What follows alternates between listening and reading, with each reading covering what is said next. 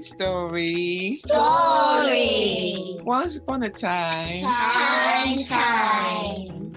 Hello all, it's me, Mama Didi. Welcome to You and You and You. Welcome to Folktales. The cheetah has tear marks on its cheeks. A long time ago, before men tamed the land, the cheetah had a smooth golden face, unmarked by lines or sorrow. It was the fastest of all creatures, quicker than the wind that rushes through the tall grass. But speed alone is not enough to rule the land. Kindness, wisdom, and honor are just as important. Now here's how the cheetah learned that lesson. One season, the rains did not come. The rivers shrank, the grass withered, and the animals grew hungry. The great council of the beasts gathered under the shade of the ancient baobab tree to find a solution. The lion, great and mighty, said, "We must hunt together and share our food, so none of us starve." The elephant, wise and patient, nodded, "Yes, for the land belongs to all of us, and when we help each other, we all survive." But there was one who did not agree. Shinga the hyena was greedy and full of tricks. He licked his lips and said, "Why should I share? My belly is my own. I will take what I can." The animals grumbled, and the council had spoken. They would work together, except for Shinga. Now, there was one among them who was not only swift, but also kind. The cheetah, Nkayamba. She used her speed, not for greed, but for helping others. She will run across the dry lands, finding water holes for the elephants, warning the zebras of danger, and bringing food to smaller creatures who could not hunt. But while she worked to help the animals, Shinga the hyena watched from the shadows, his heart full of jealousy. One evening, as the sun dipped low, Shinga crept through the tall grass and found Nkayamba's 3 cubs resting under an acacia tree. "Aha!" he grinned wickedly. "If I steal these cubs, I can trick the cheetah into hunting for me." And so, with silent paws, he snatched the cubs away. When Nkayamba returned and found her babies missing, she let out a cry that echoed across the plains. She searched high and low, but they were nowhere to be found. Then Shinga appeared, grinning. "Oh, my dear friend," he said, pretending to be concerned. "I saw some strange footprints leading toward the far hills. If you bring me fresh meat from the hunt, I will help you find your cubs." The cheetah, desperate and heartbroken, agreed. For 3 days and 3 nights, Nkayamba hunted tirelessly. She ran faster than she had ever run before, bringing meat to the greedy hyena, who gobbled it up and demanded more. But still, he did not return her cubs. The other animals began to notice that Nkayamba had grown weak. The once proud cheetah, who ran with the wind, now dragged her feet, her golden coat dusty with exhaustion. And then the wise elephant, the clever monkey, and the mighty lion came together. "The cheetah has always helped us," the lion roared. "Now it is time for us to help her." That night, while Shinga slept with his belly full, the animals followed his tracks to a hidden cave. There, curled up and afraid, were Nkayamba's 3 cubs. The monkey swung down and whispered, "Do not be afraid, little ones. We've come for you." The lion and the elephant stood at the cave's entrance, blocking the way as Shinga awoke. "Hyena," the elephant thundered, "you have stolen what is not yours and tricked one of our own. Justice must be served." Realizing that he had been caught, Shinga tried to slink away, but the lion growled, "You will no longer hunt on this land. You will eat only what others leave behind." And that is why, to this day, Hyenas scavenge for food and are never trusted by other animals. When the animals returned Nkayamba's corpse to her, she was so overcome with relief that she wept. Her golden cheeks, once smooth, were now streaked with dark tear marks, forever reminding her of the kindness of her friends and the danger of greed. From that day forward, the cheetah ran not just with speed, but with wisdom. And so, this is why the cheetah has tear-stained cheeks, to remind us that even the strongest among us need help, and that no one should suffer alone. For in times of hardship, it is not speed, nor strength, nor power that matters the most. It is community, kindness, and the will to stand together. And so it was. Ngum and the Thunder Spirits. Let me tell you a story of why lightning flashes and thunder roars across the sky. A long time ago, when the earth was young and the sky was close enough to touch, there was a village called Kundanyi. It was a land of rolling green hills, mighty rivers, and thick forests where spirits and gods walked among men. In this village lived a humble young man called Jabari. He was not the strongest hunter, nor the wealthiest farmer, but he was kind and fair to all. When the old and weak needed help, he gave freely. When the birds sang, he listened. When the spirits whispered in the wind, he respected their words. But there was one man in the village who was nothing like Jabari, Ngum, the richest man in Kundai. His greed knew no limits. He demanded more land, more food, more power. If a farmer grew a great harvest, Ngum found a way to take it. If a child laughed too loudly, he would scowl and demand silence. And worse still, he never honored the spirits. One season, the rains did not come. The rivers dried, the earth cracked, and hunger crept into the village. The people knew what must be done. They had to call upon the rain spirits. At the top of Mount Kwale, where the sky kissed the earth, stood an ancient talking tree, a sacred place where only the most honorable could go and speak with the spirits. The village elders gathered and chose Jabari to make the journey. But Ngum, greedy and impatient, laughed. Why wait for foolish prayers? I will take what I want myself.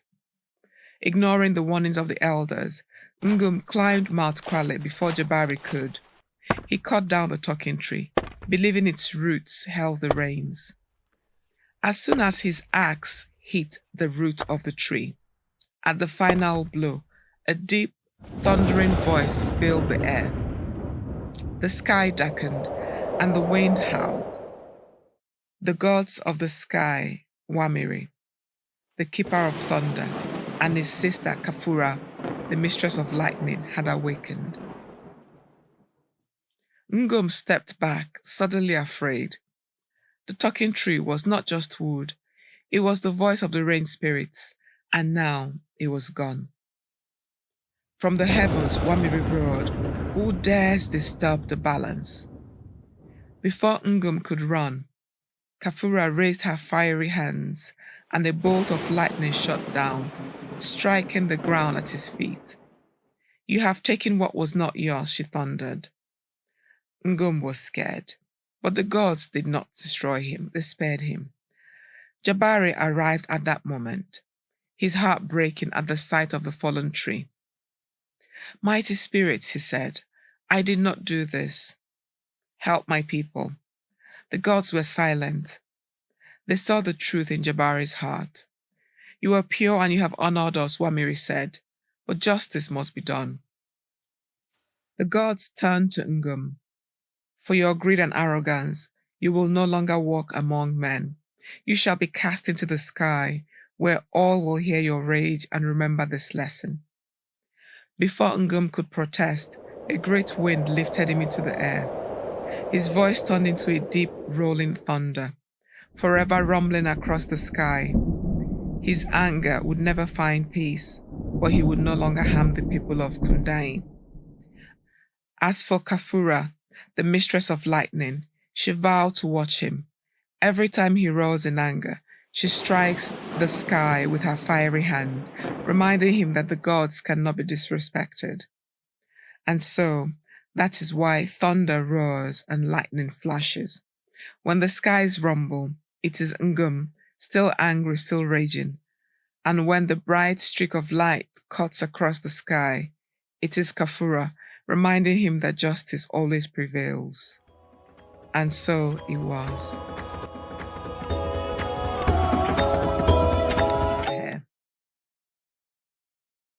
The sun was beginning to set over Umunne village, painting the sky in shades of orange and purple.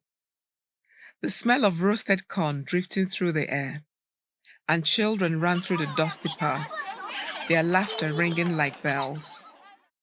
But inside Mama Nkem's compound, there was no laughter, only arguing. "You took my bead bracelet without asking," Nenna shouted, her face twisted in anger. "No, I did not. I only borrowed it because you never let me wear it."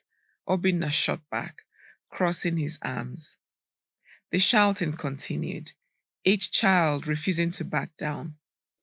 Just then, Mama Nkem, their grandmother, who was sitting on her wooden stool, clapped her hands 3 times. "Enough, my children."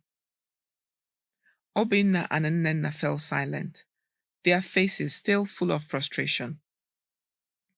Mama Nkem adjusted her head wrap and tapped her walking stick on the ground. "Sit down, both of you. This quarrel reminds me of a very old story. The story of the lion and the hare. Listen well, for in this story, you will find your answer." And so, as the night deepened and the fireflies began to dance, the old woman's voice carried them into the world of long ago.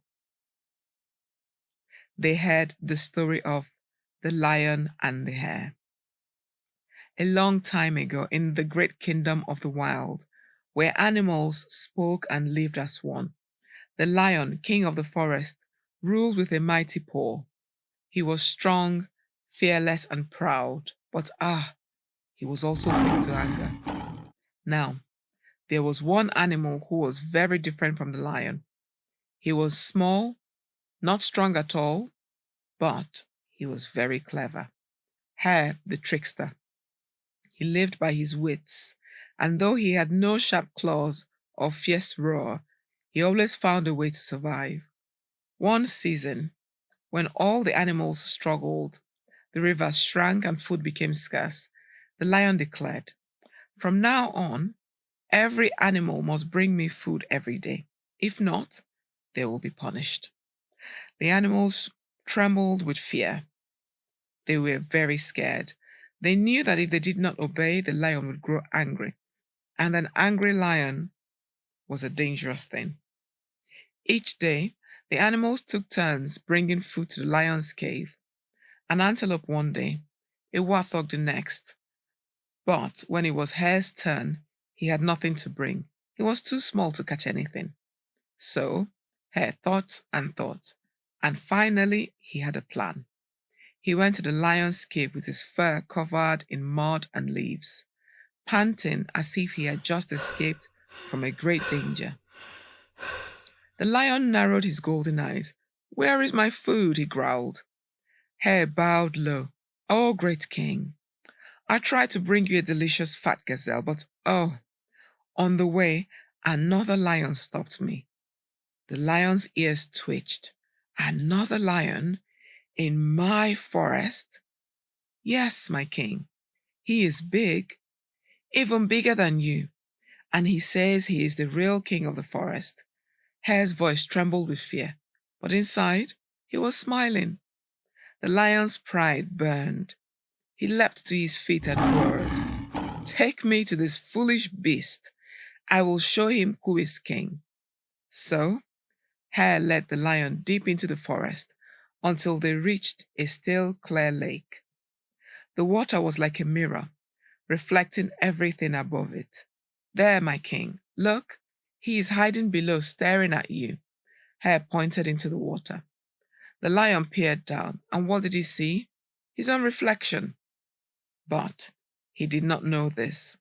All he saw was a mighty lion staring back at him, just as fierce and proud.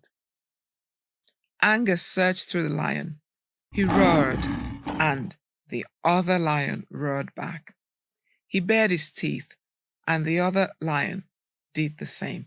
Furious, the lion leapt into the water to attack his rival. A big splash. Did you hear that? The water closed over his head, and at once the lion began to struggle.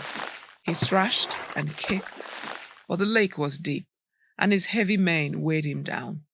Hare, standing safely at the edge, called out, "Oh, great king, be careful, your enemy is very strong." The lion fought and fought, but soon he grew tired. At last, he crawled out of the water, dripping wet and exhausted. He had been fighting himself all along, and so Hare had outsmarted the mighty lion, not with strength, but with cleverness. From that day on, the lion learned something.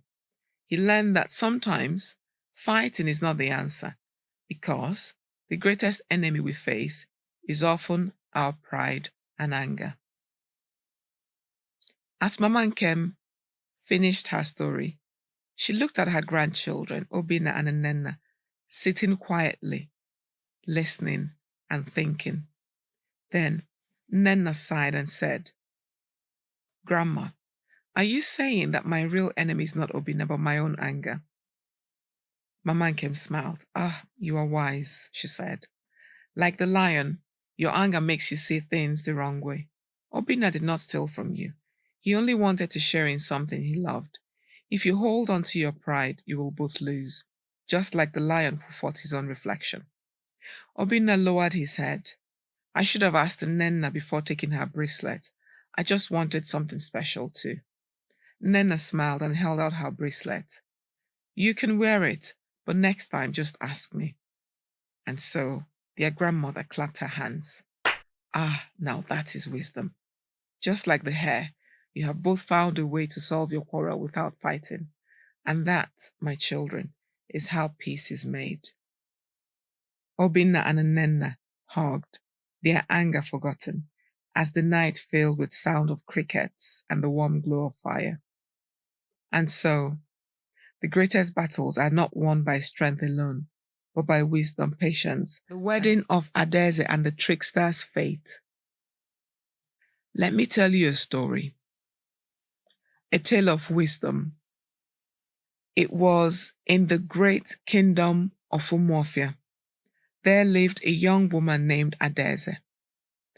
Oh, you have never seen a girl as beautiful. She was as beautiful as the full moon. That was Adeze. But her beauty was not just on the outside. Her heart was filled with kindness. She helped the old women carry their firewood. She fed the birds by the riverside, and when the rain refused to fall, she sang to the skies and the clouds wept with joy. Because of her goodness, the spirits smiled upon her. They whispered to the wind, "This child is pure. We shall watch over her." Now, in that same village, there lived a man named Okechukwu. But people called him Oke the Trickster. He was clever, oh yes, too clever for his own good. But his heart was also full of greed and jealousy. When Oke heard that Adeze was to be married to Obinna, the bravest hunter in the land, he grew bitter. "Why should she marry him?" he muttered. "If I cannot, then no one shall." And so the trickster hatched a plan. The village prepared, like never before, for the grand wedding. The women pounded yam, the men brewed palm wine, and the talking drums, oh, the talking drums. They sang for joy. But on the eve of the wedding, Oke the trickster sneaked into the sacred forest of the spirits. He stood before the ancient Iroko tree, where Ndemo, the spirit beings, lived. He knew the rules. No human must enter the forest after sunset, but greed blinds the foolish. Oke called out, "Great spirits, I seek a favor." The wind blew. I can hear it. The leaves trembled. From the shadows, a spirit with eyes like glowing embers appeared. "What do you want, mortal?" The spirits rumbled. "I want to look like Obinna, just for one day," Oke said, rubbing his hands. "Make me look like him, so that Adeze will marry me instead." The spirit laughed. "Foolish man, you dare to trick the spirits." But Oke insisted, promising that he would repay the spirits with 100 kola nuts and a pot of palm wine. The spirits knew his heart was full of lies, but they granted his wish, for the spirits always teach lessons to tricksters. The next day was bright, and the village of Umuoma was alive with joy. The air was filled with the scent of freshly cooked yam and spicy stew, and the sound of drumming filled every corner. Today was the day Adeze and Obinna were to be married. The elders sat under the great Udala tree, and the young girls sang and danced, and the men prepared for the wedding. But something was wrong. Obinna looked different. His voice was not as bright, his eyes did not shine with love, and even his voice seemed strange. The villagers did not know that this was not Obinna at all, but Oke, the trickster in disguise. Just as the ceremony was about to begin, a loud shout came from the edge of the village. A man was running towards them, covered in dust and out of breath. It was the real Obinna. "Stop this wedding," he cried. "Stop this wedding. This is not me." The villagers were shocked. Adeze stepped back, confusion in her eyes. If this was not Obinna, then who stood beside her? The wise elder of the village, Nugo, who had seen many seasons and knew many tricks, stepped forward. "This is the work of the spirits," she said. "Let us call on them to reveal the truth." The villagers gathered, and Nugo struck the ground 3 times with her staff. At once, the sky parted, and the sky grew dark, and the spirits appeared in a swell of dust and fireflies. "This man," the spirits said, pointing at Oke, "came to us with trickery in his heart. He wished to deceive, and so we shall teach him a lesson." Before the eyes of all, Oke began to change. He changed into tree branches, his feet sank into the ground, and his mouth stretched wide into a permanent look of surprise. The spirits laughed. "Since you love disguises, you shall remain in this one forever." And so, Oke the trickster, who transformed into a twisted tree, forever rooted at the entrance of the village, became a warning to all who sought to deceive. Now, with the trickster gone, the wedding continued in great joy. Adeze and Obinna were married under the bright sun, and the people danced until the moon rose high in the sky. The talking drums sang of their love, and the spirits, now satisfied, blessed the couple with happiness and children. And from that day on, whenever the wind rustles through the trees at night, the villagers say, "It is okay," whispering his regrets. And so, remember, those who try to cheat others will always be caught, for the spirits see everything. And so it was.